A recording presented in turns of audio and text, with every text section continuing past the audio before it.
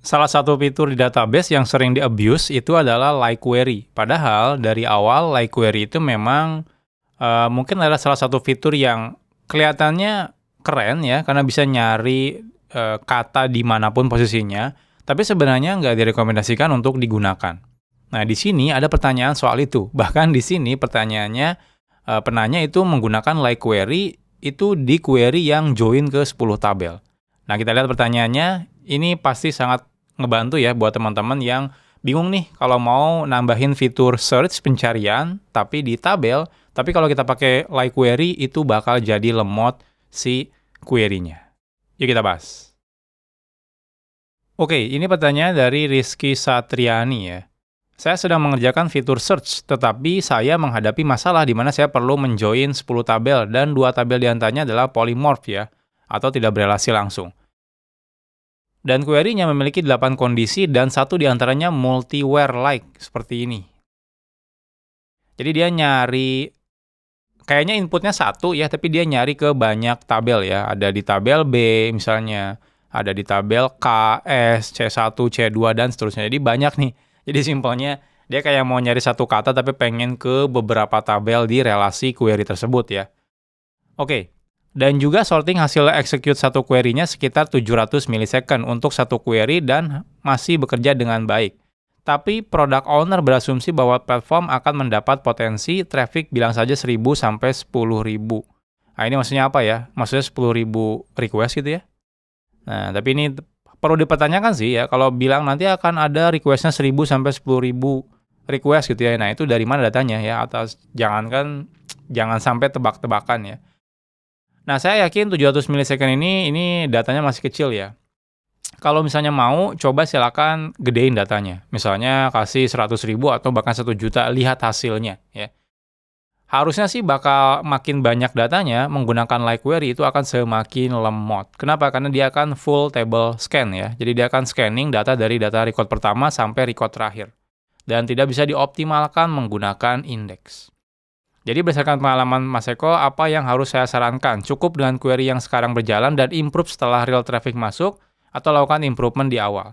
Nah, sebenarnya sih ini udah dijawab ya. Jadi memang ya udah, kalau memang bisa dulu dengan hasil yang sekarang, dicoba dulu aja gitu ya. Nah, kadang kan bisa aja kan ternyata datanya masih dikit gitu ya. Kalau datanya masih dikit kayak cuma ribuan atau bahkan ratusan, ya buat apa gitu ya. Nah, ya udah pakai yang sekarang aja, pakai like query sebenarnya udah oke lah. Kalau misalnya datanya dikit ya. Nah, traffic gimana? Itu juga kan mungkin masih tebakan aja ya, belum tentu benar gitu ya. Nanti lihat aja ya. Nah, tapi gimana nih kalau ternyata kondisinya udah mulai datanya gede, query-nya udah mulai lemot, dan memang traffic-nya udah mulai tinggi. Nah, kita bahas kalau kondisinya sudah seperti itu. Oke, saya akan coba gambarkan ya.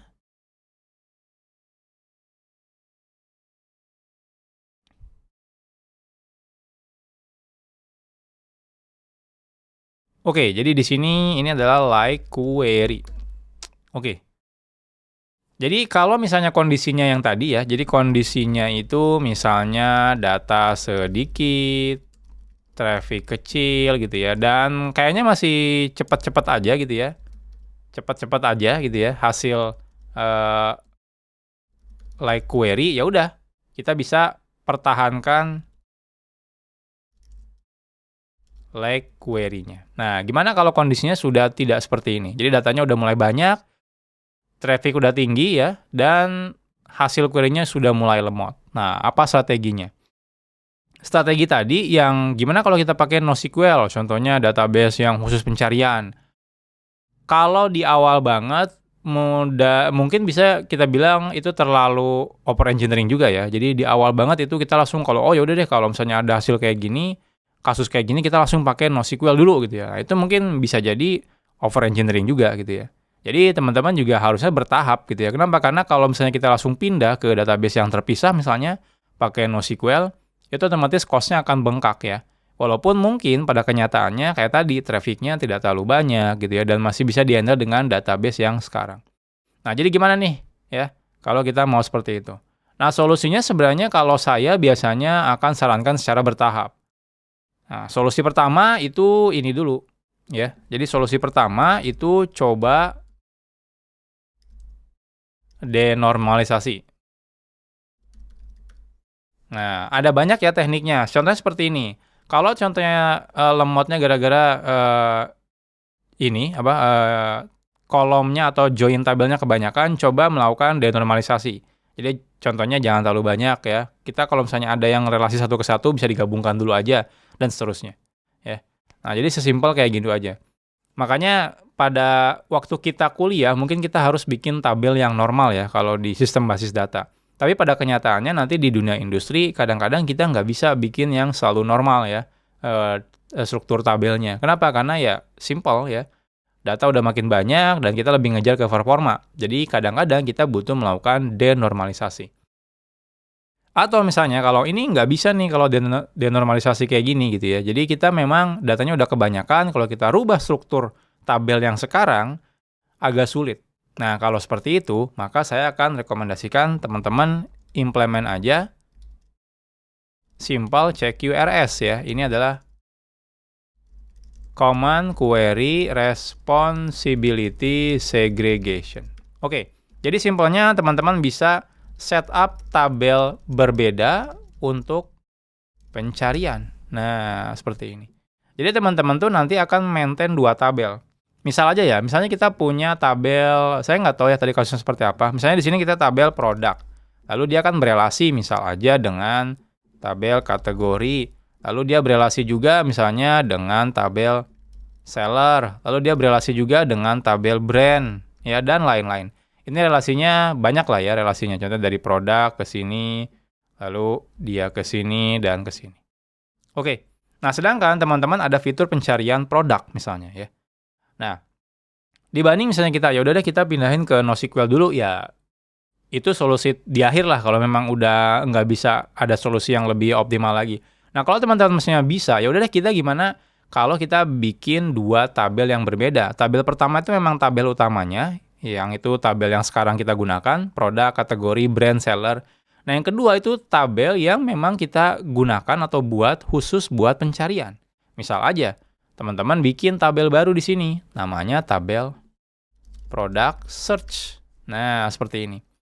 Jadi nanti di sini teman-teman bisa masukkan tuh. Jadi data kategori brand seller itu masukkan di sini bukan lagi sebagai relasi tapi langsung sebagai kolom aja. Jadi kayak flat tabel gitu yang memang didesain untuk melakukan pencarian. Nah, jadi nanti pencariannya teman-teman nggak harus join ke banyak tabel tapi ke tabel itu. Nah, tapi gimana kalau datanya memang udah banyak, produknya udah nyampe jutaan? Bukannya pakai like query tetap sama aja ya, sama aja lemot? Iya, jawabannya iya. Nah, terus gimana? Solusinya adalah teman-teman jangan pakai like query lagi. Teman-teman bisa pakai fitur database ya, namanya full text search. Teman-teman entah itu pakai PostgreSQL atau pakai MySQL, itu ada fiturnya. Nah, dia ada full text search. Simpelnya apa? Simpelnya full text search itu kayak tadi. Teman-teman bisa nyari satu kata misalnya, dan dia pengen ada di beberapa kolom, lebih dari satu kolom ya. Ada product name, brand name, kategori name, seller name. Nah, teman-teman pengen langsung nyari. Contohnya nyari teman-teman Apple misalnya. Teman-teman pengen dapetin tuh semua produk yang ada kata Apple, kategori kata Apple, brand kata Apple, seller kata Apple. Nah, sesimpel kayak gitu, itu langsung bisa dapat. Caranya gimana? Teman-teman bikin indeks namanya adalah full text search. Jadi nanti anggap aja, saya agak lupa ya keywordnya, teman-teman bisa cek di Postgre atau MySQL, anggap aja kita full text search indeksnya nanti di product name, contohnya di kategori name, lalu di brand name, dan lain-lain ya. Nanti teman-teman tinggal masukkan aja. Jadi nanti kalau kita nyari ya, jadi anggap aja kalau kita where gitu ya, full text search apa gitu ya, sama dengan apa gitu ya, contohnya sama dengan Apple gitu ya. Nah, nanti dia akan nyari ke semua kolom ini ya. Dan itu nyarinya sudah dioptimalkan karena dia menggunakan indeks full text search. Jadi bukan lagi menggunakan full table scan ya. Jadi dia tidak men-scan data dari pertama, kedua, ketiga terus sampai ke 1 juta. Tapi dia memang sudah didesain ya indeksnya itu sebagai full text search. Nah, jadi ini solusi yang bisa teman-teman gunakan. Nah, kecuali ya, walaupun jarang, saya yakin jarang sih ya. Kecuali teman-teman pengen fitur pencarian yang sangat advance, misalnya ada sinonim lah, ada similarity lah, kayak gitu ya. Contohnya kalau ketik, contohnya upload gitu ya. Nah, kalau orang typo misalnya, ya itu bisa juga nanti muncul contohnya yang Apple gitu ya. Nah, atau dia nyarinya Apple gitu ya, dia tetap keluar Apple, atau dia nyarinya Samsung gitu ya. Nah, dia tetap harus keluar Samsung misalnya seperti itu. Jadi kalau ada similarity kayak gitu ya mungkin full text search yang ada di database seperti Postgre atau MySQL tuh udah nggak bisa lagi handle seperti ini. Jadi mau tidak mau pakai yang database khusus pencarian seperti Elasticsearch atau Solr. Nah, tapi kalau memang tidak ada fitur seperti ini, teman-teman cuma seperti like query aja, ya teman-teman bisa gunakan full text search index yang ada di Postgre dan MySQL. Ini akan lebih hemat juga karena teman-teman pakai existing database ya. Jadi teman-teman nggak perlu investasi tambahan hardware, tambahan database itu nggak perlu. Nah, bahkan tadi kan memang kebetulan kasusnya itu join tabelnya banyak ya. Kalau teman-teman memang tabelnya hanya di satu tabel yang udah ada, bahkan teman-teman nggak perlu bikin tabel baru ya. Teman-teman bisa tambahkan full text search index ini langsung ke tabel yang sudah ada. Kalau memang tidak butuh join sebanyak itu ya, jadi cukup ke satu tabel doang gitu ya, yaitu kita bisa langsung tambahin full text search. Nah, jadi ini beberapa solusi yang teman-teman bisa gunakan. Jadi kalau menggunakan NoSQL, saran saya itu nanti aja di ujung, di akhir, kalau memang udah nggak bisa dihandle lagi. Tapi kalau di awal, teman-teman bisa coba denormalisasi dulu. Kalau memang nggak bisa, tabelnya terutama kalau relasinya satu ke banyak mungkin ya agak susah. Nah, teman-teman bisa implement check URS dengan dua tabel seperti ini. Jadi comment-nya ya atau penulisannya ya atau master datanya itu masuknya ke sini, ke produk ini. Nah, nanti yang query-nya ya atau mencari datanya itu masuknya ke tabel ini. Nah, jadi dengan seperti ini harapannya solusi teman-teman tidak terlalu over engineering ya, karena teman-teman bisa develop di satu database dan perubahan kodenya juga harapannya tidak terlalu besar. Karena teman-teman tidak perlu merubah paradigma dari SQL ke NoSQL. Dari Sabang sampai Merauke, para coder bersatu, tekan tombol subscribe, jangan pernah ragu-ragu. Nyalakan juga loncengnya biar update selalu. Ini channel kita semua. Programmer